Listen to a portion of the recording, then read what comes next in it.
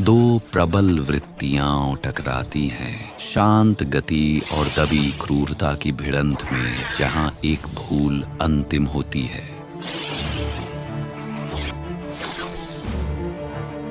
Sherwal cobra की बिजली सी तेज प्रतिक्रियाओं को नकली झपटों से परखता है। सांप के लिए बस जिंदा रहना, बिल्ली के लिए एक चूक का मतलब है जानलेवा डंक।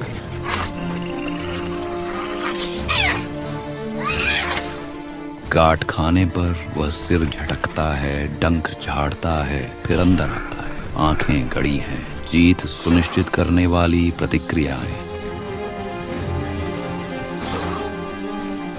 एक चूक से शेरवाल कोबरा की जद में आ गया। धूल में पीछे हटने को मजबूर हुआ। वह जल्दबाजी नहीं करता, धैर्य से हर हरकत और कुंडली को पढ़ता है। वार करने से पहले पैटर्न सीखता है।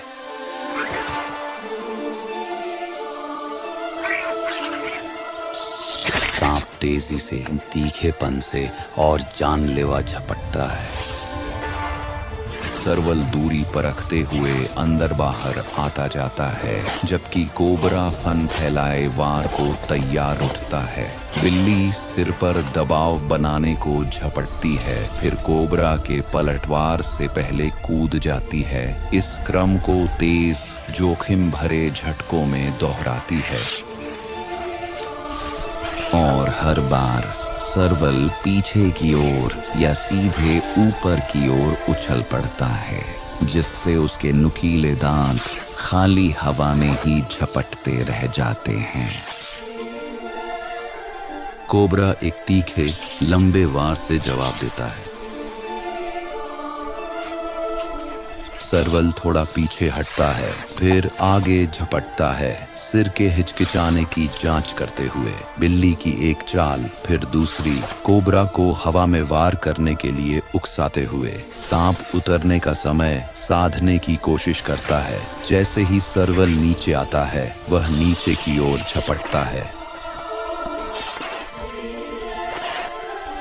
शेरवाल फिर कूदा, इस बार और ऊंचा, हवा में घूमकर पहुंच से बाल बाल बाहर उतरा। यह आदान प्रदान एक अथक लय में ढल जाता है। आगे बढ़ना, धमकाना, वार करना, बचना, लौटना, फिर धमकाना। कोबरा छोटे और तेज हमले करता है। बिल्ली को पैर जमाने के पल में दबोचने की कोशिश करता है। शेरवाल सही मौके को नकारता रहता है, उछलकर दूर हटता है, फिर सिर पर दबाव बनाने के लिए झटके से वापस आता है, बिना फंसे। एक और झांसा, एक और झपट्टा। शेरवाल ऊंची छलांगों से जवाब देता है। तेज ऊर्ध्वाधर उछाल, बस इतनी देर जमीन पर टिकता है कि फिर से उछल पड़े। शेरवाल हवा में ही मुड़ जाता है और पहुंच से बाहर उतरता है। जीत और हार के बीच की रेखा एक ही लक्ष्य है, सिर, और शेरवाल उसे हासिल करने को तैयार है। एक आखिरी छलांग, एक आखिरी प्रतिबद्धता। जबड़े खुले, चेहरे और खोपड़ी पर एक मजबूत पकड़, एक ऐसी पकड़ जो काटने को खत्म कर दे। कुंडलियां शेरवाल के पैरों से टकराईं, बेताब, हिंसक, लेकिन शेरवाल दृढ़ स्थिर अडिग रहा, जब तक संघर्ष कमजोर न हुआ। लड़ाई ढीली पड़ जाती है।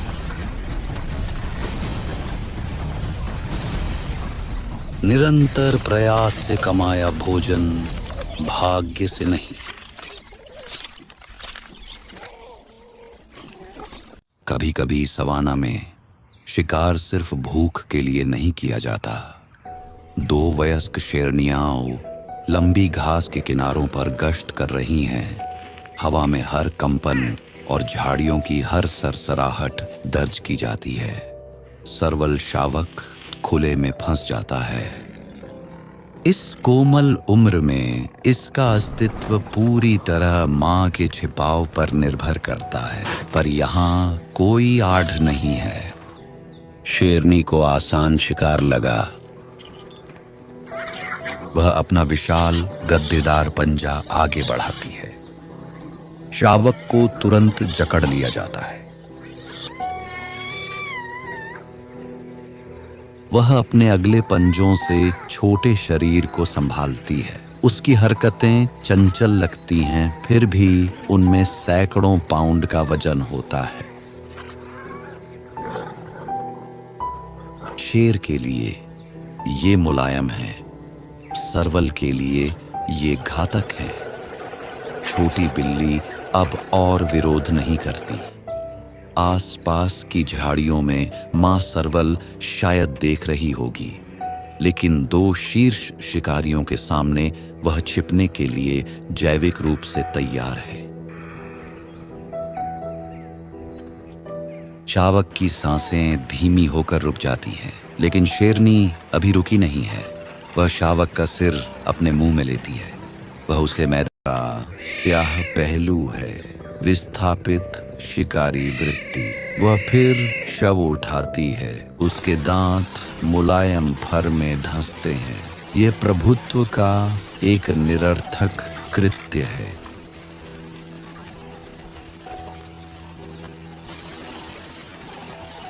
खेल जारी रखने के लिए लगने वाली ऊर्जा अब जायज नहीं है। वह बेजान सरवल को धूल में गिरा देती है। शरीर वहीं पड़ा रहता है जहां वह गिरा था, अछूता।